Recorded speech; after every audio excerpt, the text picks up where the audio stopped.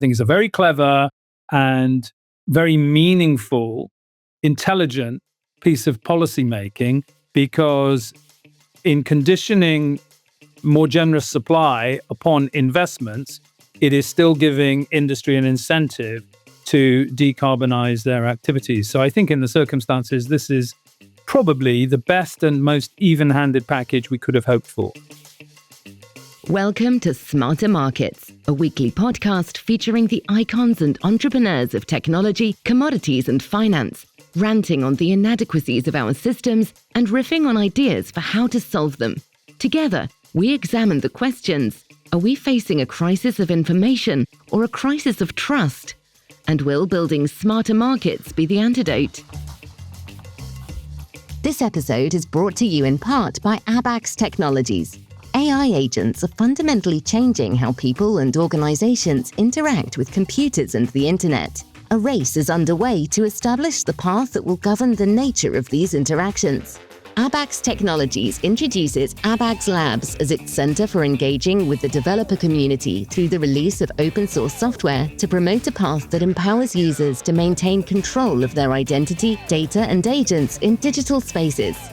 Abax Labs' first release is the Agents++ library, a subset of Abax's ID++ software development kit that has been tuned for use with AI agents. Download Agents++ on GitHub today at github.com/AbaxLabs. That's github.com/AbaxLabs. Welcome back to Summer Playlist 2026 on Smarter Markets. I'm Dave Greeley, Chief Economist at Abax Technologies. Our guest today is Mark Lewis, Partner and Managing Director at Climate Finance Partners.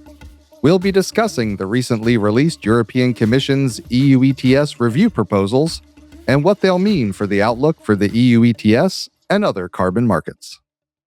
Hello, Mark. Welcome back to Smarter Markets. Hey, Dave. Great to be back, as always. Well, great to have you here. Thanks for joining us.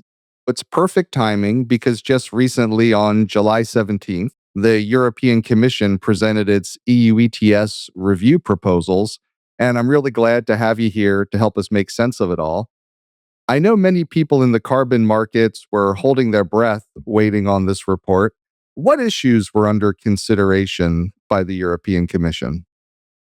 Well, thanks, Dave, and great to be back, as I say. I mean, we're 10 days after, now we're recording this 10 days after the publication by the European Commission. And I think the Commission was really balancing two main policy priorities. Number one, which what's been playing out over the last 6 months, this growing sense of urgency amongst many member states and amongst European industry that there is a crisis of European industrial competitiveness. And the Commission had to be very conscious of that in the proposals that it put forward, and we can get into that. And on the other hand, of course, there is the overriding policy objective, which is how does the Commission make the European carbon market fit for the next decade between 2031 and 2040 in order to enable the EU to meet, number one, its 2040 climate target, which is 90% emissions reduction target versus 1990 levels, and number two, ensure that beyond 2040 and on to 2050, we're still on a trajectory that allows the EU to hit net zero, which is legally enshrined in EU law, by 2050. So those, I would say, are the three kind of big picture issues that the EU was grappling with when it put this forward.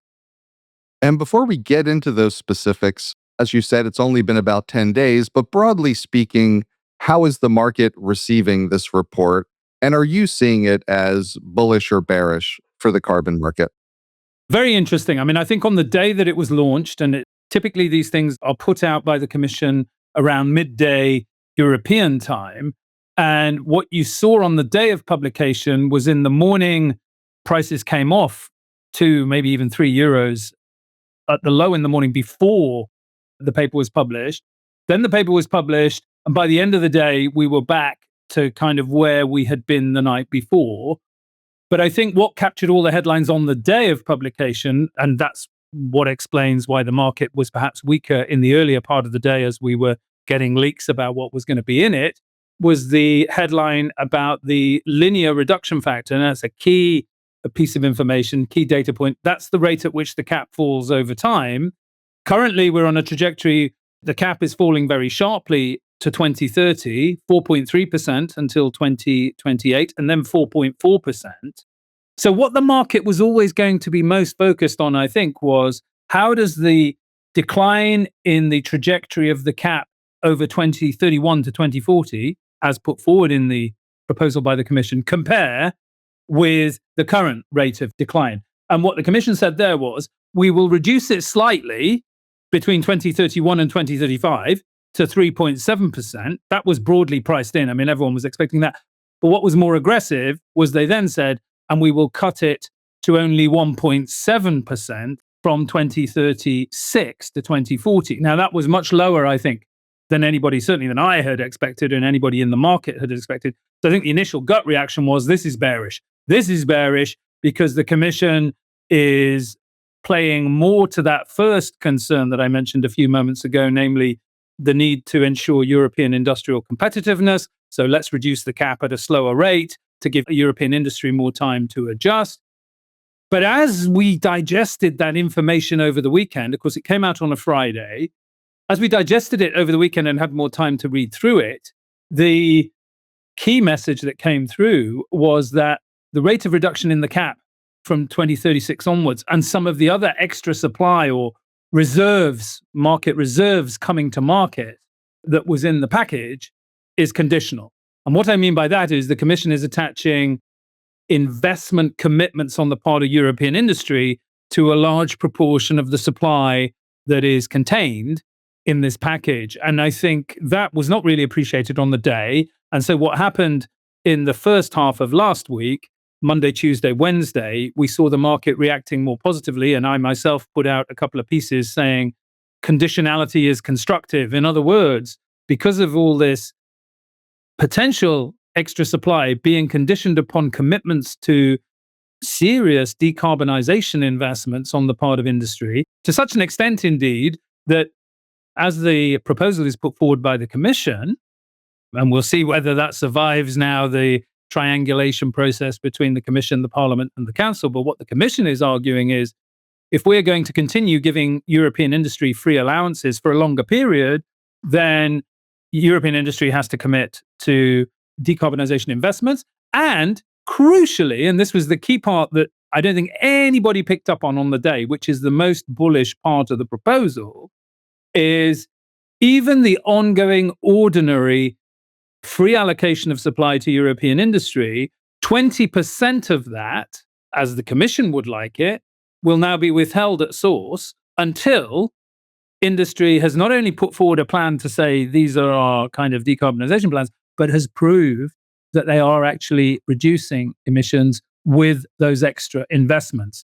There's already been pushed by European industry lobbies, by the way, but that's a very crucial, potentially bullish signal, because it basically says no more free lunch for European industry. You have to be really serious about decarbonizing your activities if you are going to get the full supply free of charge that we have earmarked for you. So that's what happened in the first half of last week, and then it gave back some of the gains. But at one point last week, on the Wednesday, so only 3 days after the publication, we were up 10% versus where we had been on the Friday. And we're now back to sort of being up more like 4%. So it's given back some of those gains, but the market is holding quite steady around the 83, 84 level.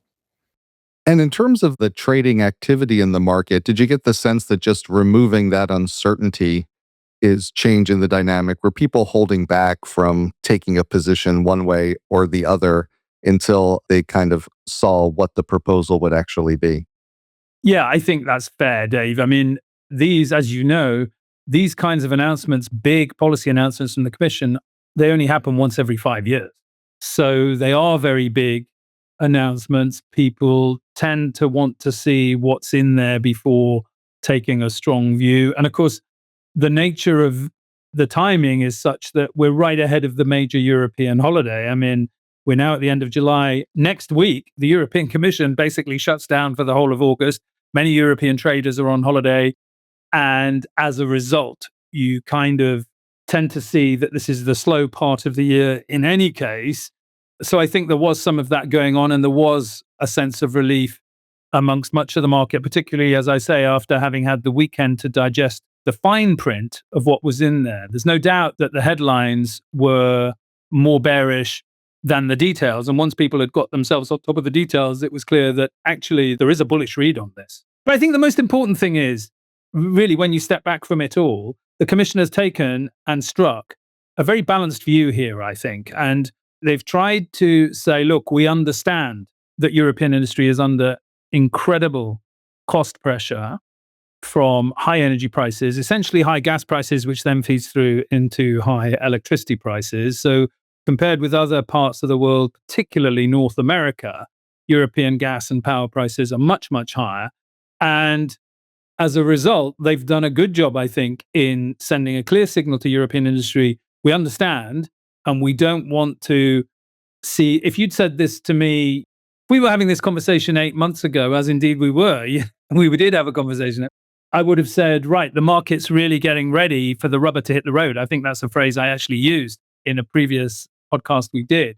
But really, from the end of January until the Commission published their paper only 10 days ago, the key issue has been cost pressures and competitiveness pressures. So the Commission has really taken on that on board. I don't think anybody can say they haven't taken that on board. At the same time, they remain cognizant that there is a European climate policy objective written into law that must therefore be achieved.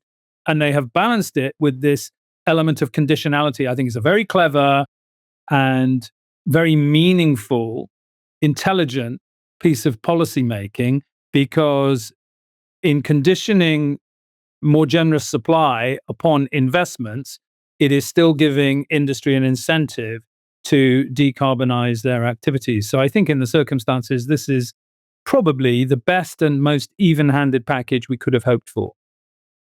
I want to dig into some of those details with you now. And clearly, people look to the EU ETS, it's the preeminent cap and trade program for the reduction of carbon and greenhouse gas emissions.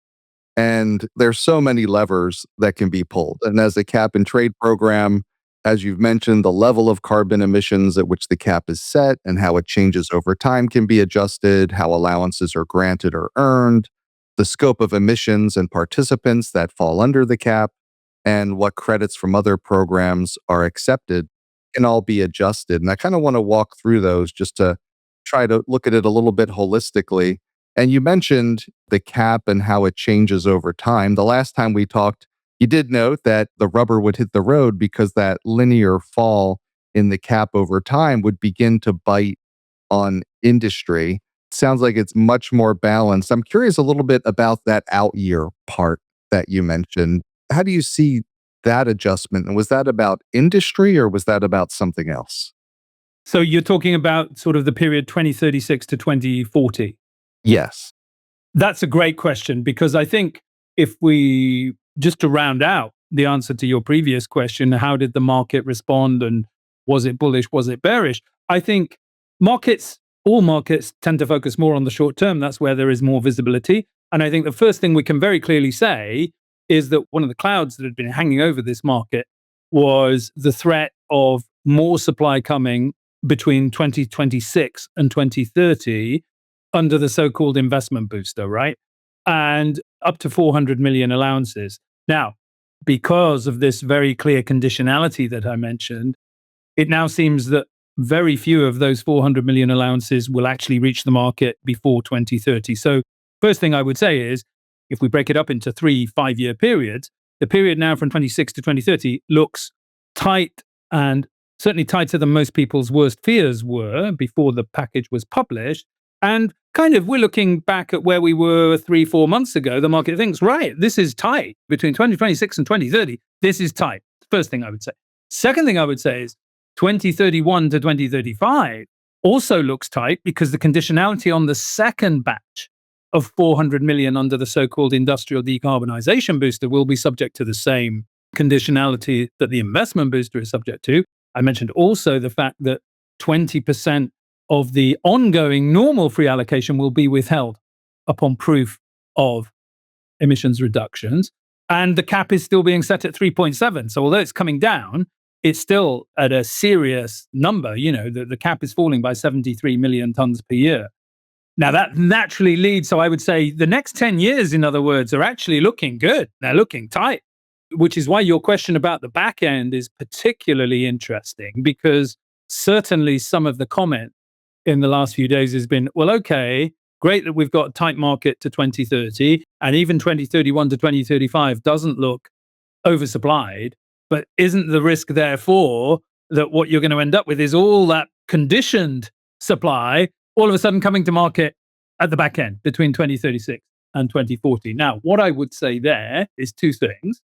Number one, if that extra supply has come to market by then and is coming to market by then, it will mean that serious decarbonization investments are taking place. That's a good thing. That's what this scheme is designed to engineer.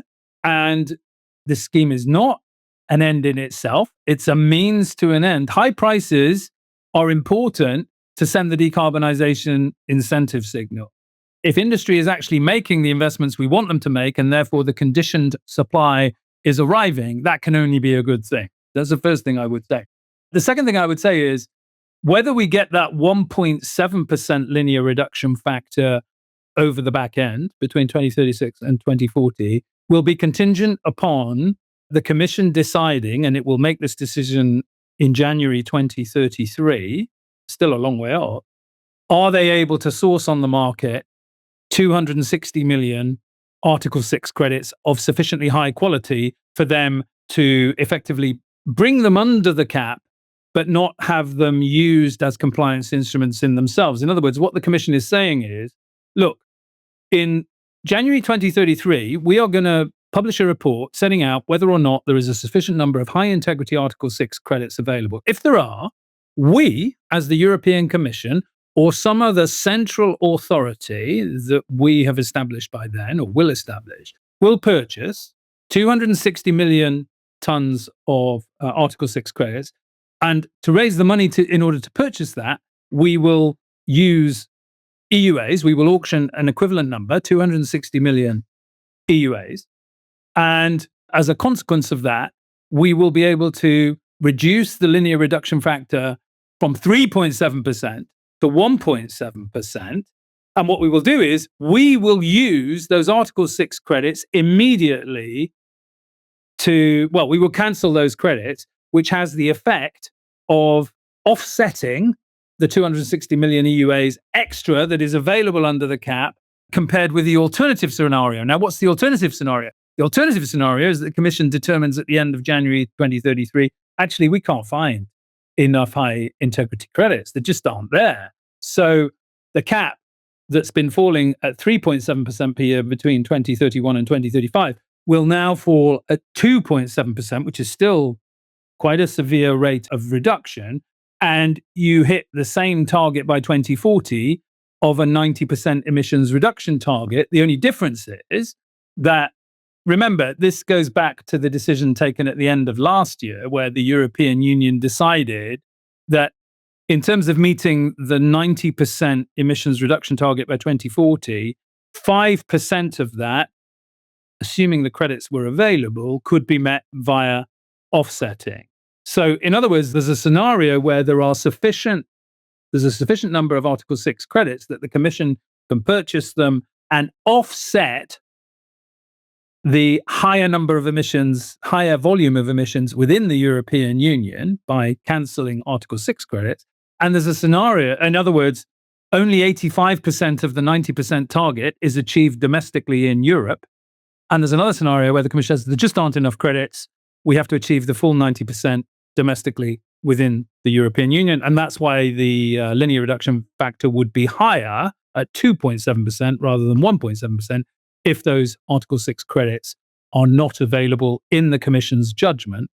They're not, in other words, they're not sufficiently high quality for the Commission to purchase them. So that's what's in play. There's a lot of moving factors in the back end, which is why it's very interesting that you identified that as one of the most interesting features of the package. And one other thing I would throw into the mix is the Commission is also looking at carbon removals in the back end by saying, okay, we will create, and this is outside the cap, because this is very different from what they're doing with Article 6 credits. They're saying we will create 250 million EUAs outside the cap, and we will sell those to purchase carbon removals, direct air capture, and so forth.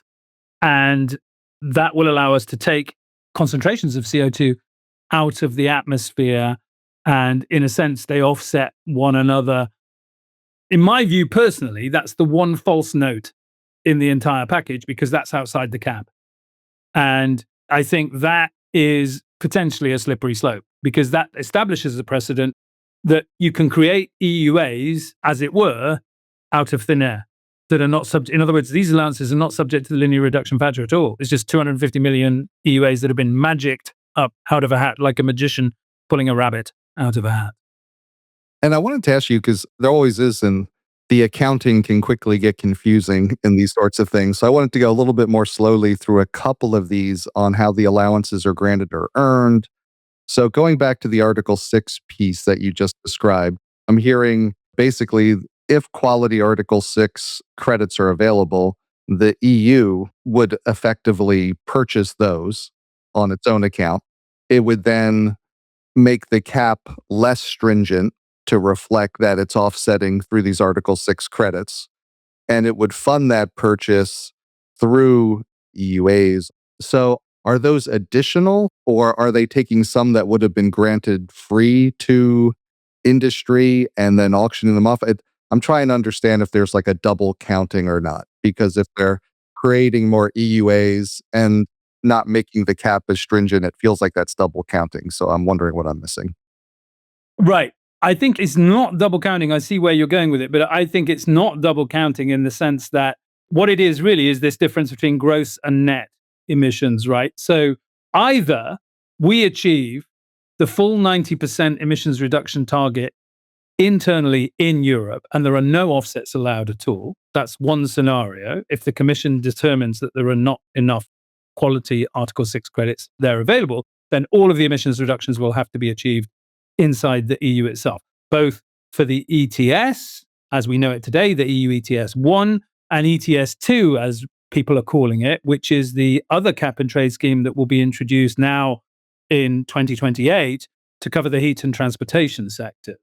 And that's even more politically sensitive. So, to be honest, I think you can assume that they will find enough high quality credits, because I think it would be extremely problematic to assume that Europe would allow the heat and transportation sectors, which have a direct impact in the home and when you drive your car, and those people vote, right?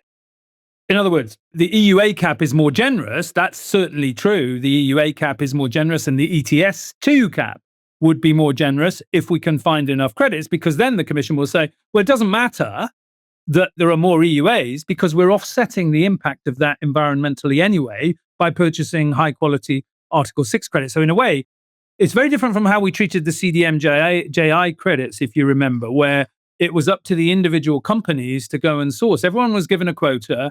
Hey, we'll allow you to use a certain amount of CDM and JI credits, but you have to go into the market and buy them yourselves. Here, the Commission is saying, no.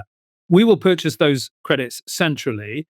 That has a number of advantages, by the way, and I think this is a point that hasn't been picked up sufficiently. Number one, that it makes it a level playing field for everybody, right? I think under the old CDM JI rules in the EU ETS between 2008 and 2020, there was an unfair advantage for bigger companies. They had the wherewithal to go out and source these credits much more cheaply. Smaller companies had an information disadvantage. They had a capacity disadvantage. Here, the Commission is saying, we'll take care of it all. Everyone will have the same level playing field. You'll all get more EUAs as a result of this, but we will offset the impact of more EUAs being out there. There's a second advantage, which is having one centralized buyer with a credit rating like the European Union means that you're sending a much clearer long-term signal to the Article 6 market to gross up supply, to scale up supply. So I think it's much more effective as a market scaling mechanism globally for the Paris Agreement. So those are two, just in parentheses, I wanted to make those points because it's important. But it's not double counting per se. It's really the difference between gross and net. And I'm not concerned, therefore, about the issue of double counting. In the end, Europe either achieves the 90% target completely domestically, or it achieves 85% of the 90% domestically and offsets 5% with an extra 5% of domestic EUAs being available for the market. That's really helpful. And the one other part I wanted to come back to is something you mentioned a couple times earlier, which is this investment booster. Because on the one hand, you tend to think, well, if there's a cap and trade system in effect and people can project forward kind of this linear decline, they can know that they'll be compensated in the future for investments by the value of the EUAs on their reduced emissions. I guess that's why it's called a booster. How does this work, the investment booster piece? So the first thing to say is, where are these allowances coming from? Again, to your point about double counting and so on. These 400 million, it's pretty clear they will come from the new entrant reserve. Now, the new entrant reserve was established. There's always a new entrant reserve at the beginning of any trading period, and the current trading period runs from 2021 to 2030. At the beginning of this trading period, the Commission set aside a number of allowances, significant number of allowances, for new entrants. In other words, we have the existing industrial base in Europe, but over any period of time, you would expect new facilities to be built, new factories, new manufacturing plants, etc. And the Commission wanted to set aside a number of allowances for potential new entrants. As it has turned out, because of the very difficult macroeconomic circumstances, we've talked about the ongoing costs of energy in the EU, which is the single largest source of angst amongst European industry, arising most notably from Russia's invasion of Ukraine and high gas prices feeding through in turn into high power prices. There've been very, very, very few. There's been very little uptake from that new entrant reserve. There's hardly been any new entrants, right? So you've got approximately 500 million allowances. And bearing in mind, at the moment, annual emissions in the EU ETS are running at about 1.1 billion tons a year. You've got 500 million, which is getting on for 50% of annual emissions in the scheme. 500 million sitting in a reserve, not doing anything at the moment, not in the market. So the Commission is saying, we're going to take 400 million of that under the so-called investment booster, and we're going to make it available to European industry if they meet certain eligibility criteria. And that's what the market has been unclear on for the last 2-3 months. And that's why prices have been relatively volatile, because there's been this question of, how is the Commission going to allocate these allowances? Will they be auctioned, which was what was first rumored in well-sourced media reports. And so myself and many other people were assuming they would be auctioned. They would never auction 400 million allowances in 1 year. But I assumed 80 million per year over 5 years seemed to be a reasonable way of thinking about it. And then all of a sudden, a week or 10 days before the Commission published the review, we got well-sourced media articles saying, no, they're going to allocate these allowances for free on a first-come, first-served basis, whatever that means, right? But we didn't know what the eligibility criteria were going to be. And so that then made it open season for the market to speculate, well, actually, that means all these 400 million allowances are going to hit the market before 2030. And there was a lot of angst around that. In the end, what they're going to do, this is why I say it's unequivocally bullish between this first of the 5-year periods covered by this package, because what they're saying is, yeah, there's 400 million allowances available for people who want to commit to investing in new facilities. But before you get any allowances, you're first going to have to put forward a credible plan. By the way, you then got to start building the facility within 30 months. And if you don't, then there's no question you won't get any of those allowances. And then secondly, you will only start receiving the free allowances retrospectively once you have shown that your investment is actually reducing emissions. And finally, those free allowances will be dispersed over a period of up to 10 years. So you can see that we've swung around a lot on this issue of the investment booster in the last 2 months, from thinking, okay, this is going to be auctioned, it will be very orderly, and it will be very clear, and anyone can just go in and purchase these allowances at the auction, to no, no, no. The whole point is we want to make it free to European industry, but it comes with these rather stringent conditions. And I think that is probably the single most bullish element in the package in terms of the market reaction, because that's the one that influences the immediate horizon most obviously. As I said earlier, though, for my money, the single most important and bullish element in this package is the withholding of 20% of the ongoing free allocation, the normal free allocation, beyond 2030, because that really introduces an element of conditionality for existing supply. I want to turn to the topic of potentially unwilling entrants into the EU ETS, because I think one of the things people were holding their breath over was the potential extension of the scope of the EU ETS outside of Europe's borders. I'm talking about the CORSIA and CBAM proposals. For those not familiar, CORSIA is the carbon offsetting and reduction scheme for international aviation, so the international airlines. And CBAM is the carbon border adjustment mechanism for goods coming into Europe. What is the EU review proposal on CORSIA, and how do you see it impacting not only the EU ETS market, but how do you see it impacting the CORSIA market? Great question. And again, there was a lot of speculation about this. Just a bit of context for people before I get into that. Remember why we're in the position we're in today. CORSIA only exists because the European Union originally wanted to bring all flights entering and leaving the European Union under the scope of the ETS. However, in 2012, because of pushback from the United States, China, India, Russia, and essentially every other large country in the world who didn't want their airlines to be burdened with the cost of higher CO2 prices, we reached this agreement where the Commission wrote this clause, the so-called stop the clock clause. And it said, okay, we will stop the clock on including all flights entering and leaving the EU under the scope of the legislation, so long as the global aviation industry can, under the aegis of the ICAO, the UN body responsible for International Civil Aviation Organization, it's a UN body that regulates global aviation. You guys can get together and come up with a credible scheme for offsetting and or reducing emissions from global aviation in such a way that it satisfies what we want to see as the European Union. Now, that's why CORSIA was set up in the first place. CORSIA being the Carbon Offsetting and Reduction Scheme for International Aviation. That's what it stands for. I think it's fair to say that CORSIA so far has had a mixed reception in the European Union.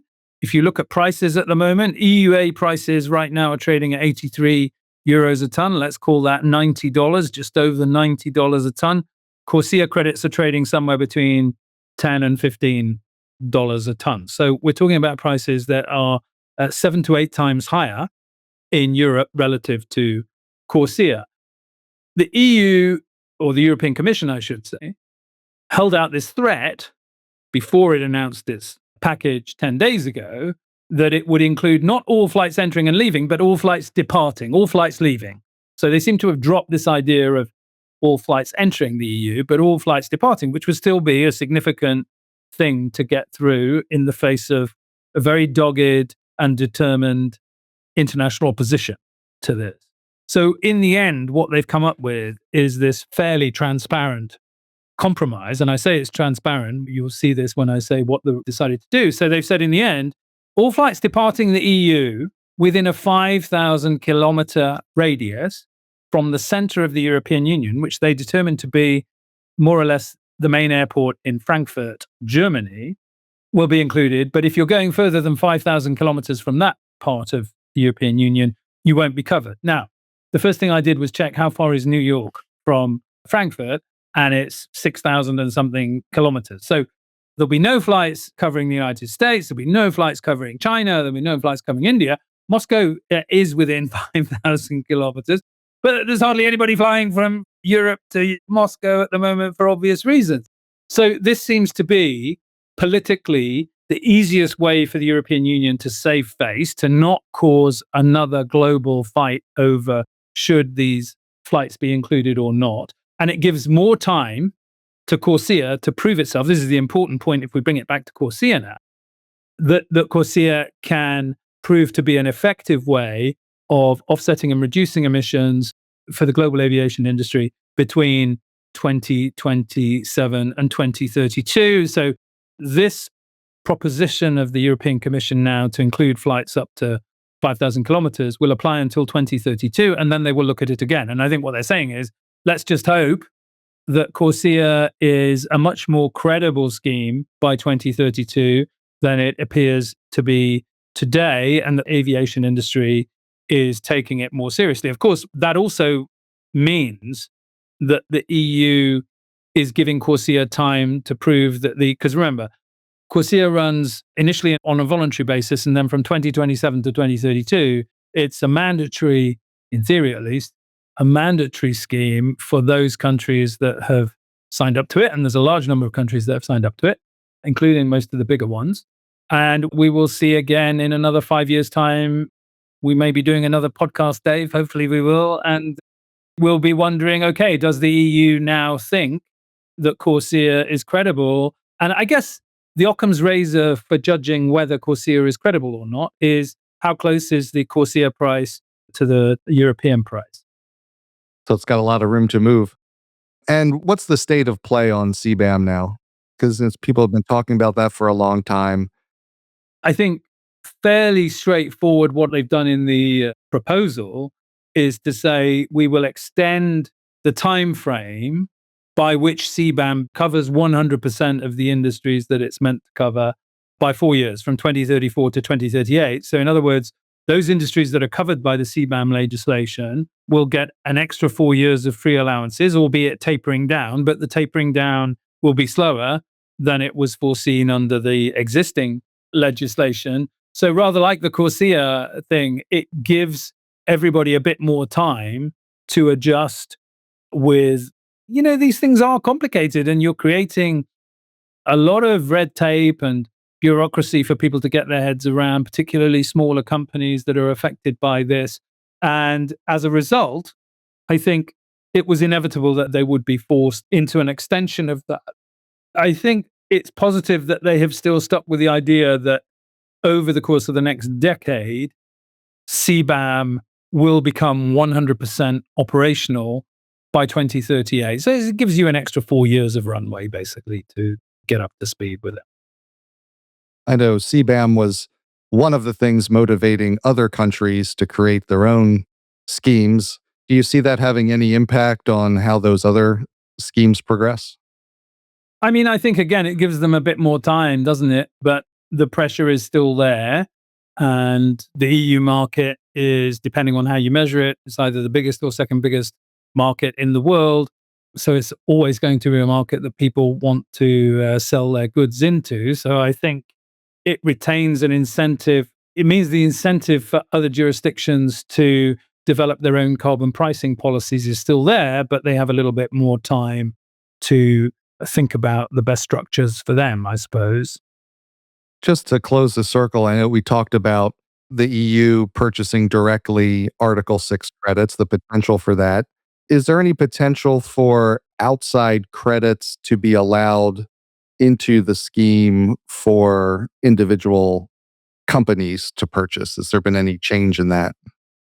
No, there definitely is not. I mean, they've been very clear on that. This was one thing that for the Commission was a red line. And I must say, I had never really, I guess we're all prisoners of our own history and preconceptions, right? And, I lived through that entire CDM-JI period. That was how my mind had thought about it. I think most people in the market had thought about it in this way.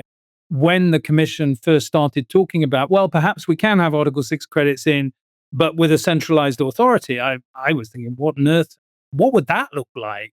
And of course, the way they unveiled it, as we explained earlier, is effectively to enable a more generous EUA cap and this difference between the gross and net emissions. But they're very clear they do not want individual companies to be able to use this. That's different, by the way, from the carbon removals, which again, although there will be a central acquisition piece by the Commission as well, individual companies will be able to use carbon removals that meet the eligibility criteria for compliance.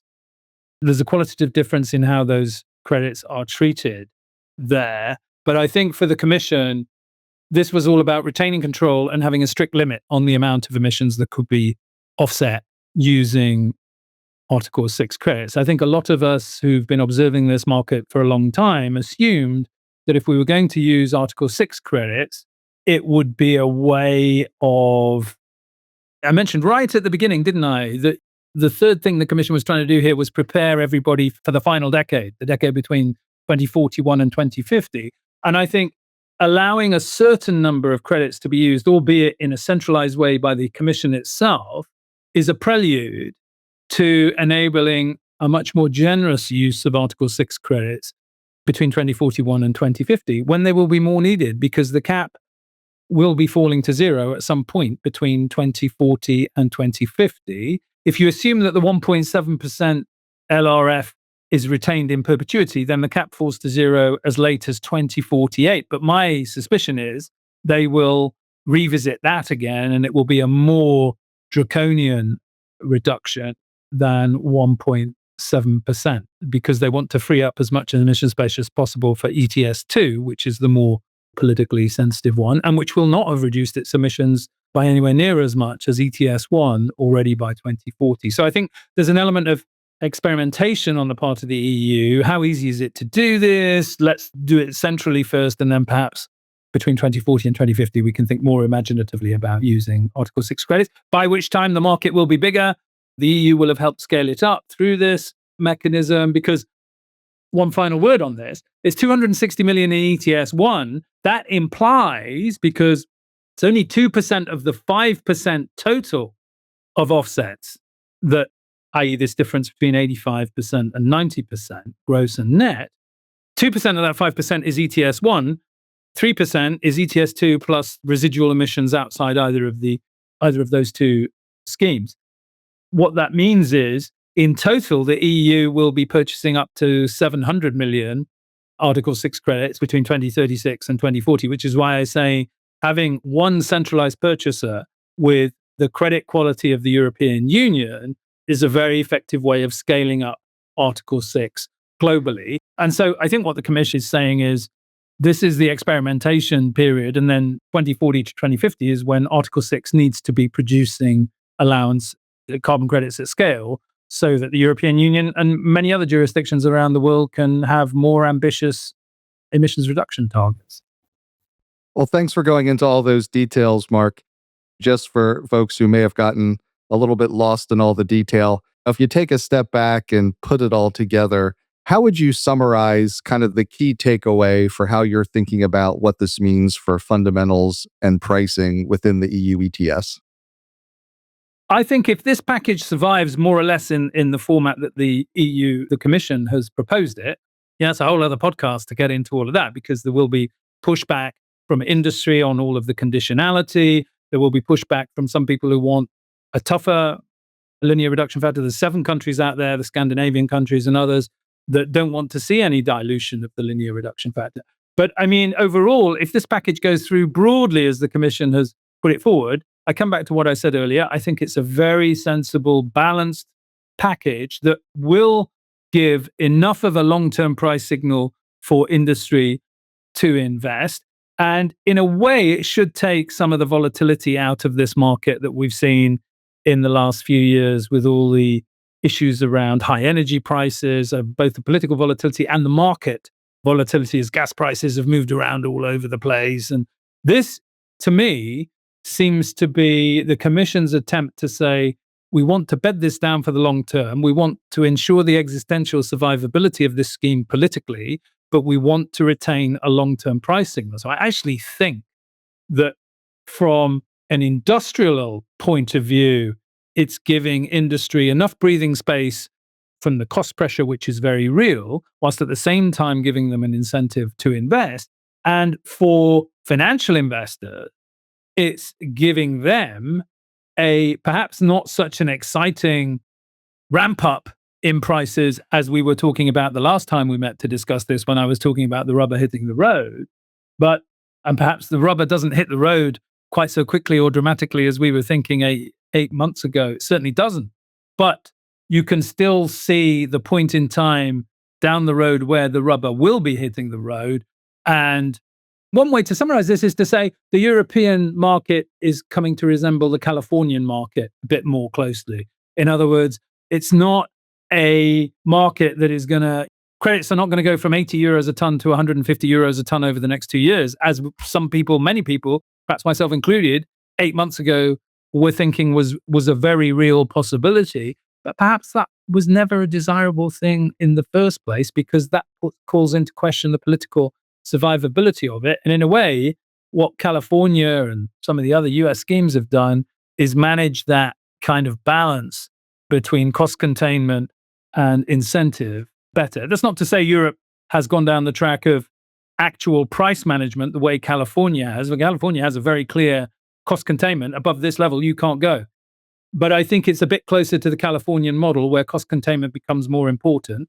And we're not managing for price explicitly, but we are saying now there is a limit to how quickly the European Union will allow carbon prices to go up in the future. But I think that's no bad thing. And I think it still gives enough of an upward incline to this market that it should still be an interesting market for investors, whether we're talking about hedge fund investors who've been the main type of financial players in this market so far, and institutional investors, long-only institutional investors who've so far been absent from the European market, whereas they've been present in California from the beginning, right? So I think they prefer to see a long-term upward trend rather than prices that can go up 20% one year, 40, 50% one year, and crash 10%, 15% the next year. I think the world we're heading into, a stably bullish long-term picture. Sustainably bullish.